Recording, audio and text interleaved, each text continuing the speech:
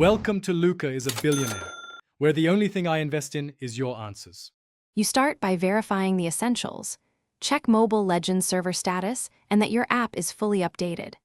Once done, switch to a stable network, preferably 4G or Wi-Fi with 30 plus Mbps and latency under 100 milliseconds, because packet loss causes most disconnects. Make sure background apps are closed and the device is in high performance mode to prevent CPU throttling. These steps remove common variables so you can proceed to targeted fixes without guessing about the root cause. Next, you fix routing and name resolution because wrong routes or DNS delays interrupt gameplay. First, flush DNS and renew IP, reboot your router or run a system network reset. This clears stale routes. Then set DNS to 1, 1, 1, 1 or 8, 8, 8, 8 to reduce lookup latency. If you still see high packet loss to the game servers, test a reputable gaming VPN to reroute traffic. Only use it if it shows better ping. These actions stabilize the path your packets travel.